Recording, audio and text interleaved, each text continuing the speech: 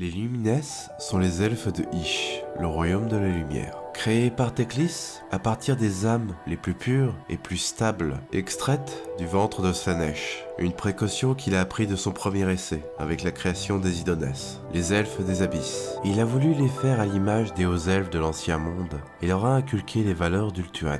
Il leur a aussi enseigné toutes ses connaissances et savoirs ésotériques. Sous sa tutelle, les elfes de Hysh entamèrent un âge d'or tel qu'ils ne furent même pas affectés par l'âge du chaos. Teclis leur apprenait aussi à récolter l'Aether Quartz, la pierre de royaume de Hysh. Cette pierre peut être extraite sous forme de cristal en récoltant certains rayons de lumière. Hysh étant le vent de magie représentant la sagesse, la vérité et la pureté, cette pierre permet d'apporter une clarité d'esprit et d'améliorer la réflexion de leurs utilisateurs. Ce qui l'a très vite rendu très prisé et causa un bond en inventivité. Les prouesses artistiques, magiques, martiales, philosophiques furent poussées vers d'encore plus hauts sommets. Des magies uniques furent créées, comme celle du clonage de la nation d'Iliata, qui a fait d'eux la plus peuplée de Hysh. Au début, ce clonage n'était pas régulé, mais après certains effets secondaires, une limite de seulement 2 a été imposée. Des tours de plus en plus hautes furent érigées, essayant à chaque fois de faire mieux que leurs voisins et de repousser les limites de la physique. Mais petit à petit, cette course à l'ego a mené à la méfiance. Certains ont commencé à accuser d'autres de voler des secrets. Un climat de paranoïa commença à se créer et cette méfiance grandissante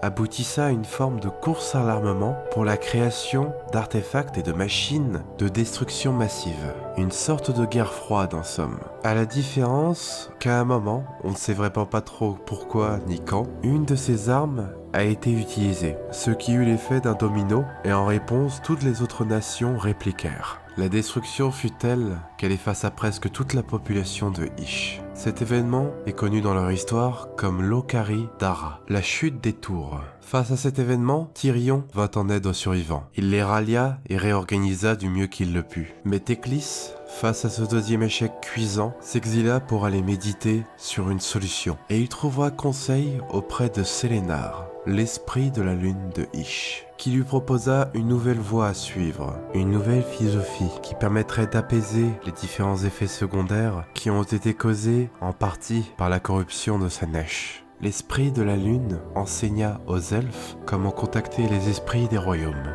ceux des montagnes, des rivières, des vents et du ciel, et à comment se lier spirituellement à eux, afin de gagner leur sagesse et certains de leurs dons. Ceux qui réussissaient les épreuves des esprits étaient connus sous le nom d'Elementiri, mais pour les réussir, il fallait faire preuve de maîtrise de soi, d'humilité et d'abnégation. Des traits qui seraient nécessaires s'ils ne voulaient pas reproduire leur sombre histoire. Ces épreuves étaient d'ailleurs bien souvent potentiellement mortelles. Par exemple, pour se prouver un esprit de la rivière, certains s'attacheraient à une pierre pour se laisser couler. Et si l'esprit jugeait que leurs intentions étaient pures, leur donnerait la capacité de respirer. Mais dans le cas contraire, la mort les attendrait. Face à la corruption constante des royaumes par les forces du chaos, les esprits acceptèrent de prêter main forte aux Lumines. Pour qu'ils puissent prendre forme physique, des corps furent sculptés. Par exemple, les esprits de la montagne ont une forme d'immenses minotaures. Et ceux qui suivent leur philosophie sont nommés les Alarites. Tandis que ceux qui suivent les esprits des Zéphyrs, qui ont la forme d'immenses renards armés d'un arc, sont nommés les Urakan.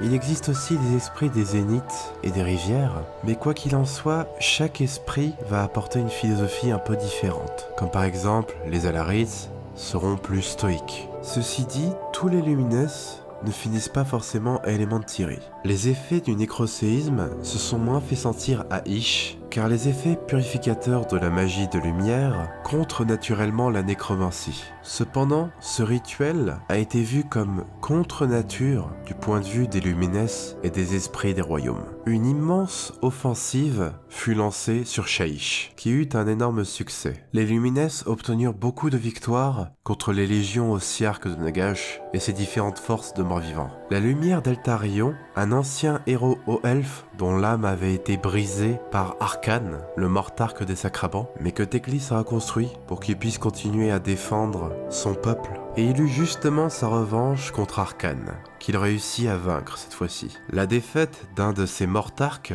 obligea Nagash à se mêler personnellement à la bataille et prenait d'assaut la colonie du Xintil, au centre de Ish. Et c'est là que Teclis lui-même lui fit face. Une bataille divine eut lieu entre deux des plus grands mages des royaumes. Teclis en sortit victorieux, mais Dagash réussit à lui infliger une très puissante malédiction, au point qu'il eut besoin de l'aide d'Alarielle pour se soigner. Elle réussit à en atténuer les effets, mais le mal avait été fait, et Teclis se retrouve maintenant diminué de manière permanente. Cependant, cela ne semble pas faire faiblir sa volonté, car après tout, c'est un peu une retour aux sources pour lui. Durant sa vie de mortel à Ultuan, il avait toujours été malade et au bord de la mort toute sa vie. Nagash a dû fuir à Shaish pour se reformer. Depuis, les Lumines continuent ardemment de purifier et de soigner les blessures causées par la corruption du nécroséisme et du chaos. Et avec leur aide, les éléments des royaumes vont se lever et punir ceux qui ont osé tenter de détruire l'ordre naturel.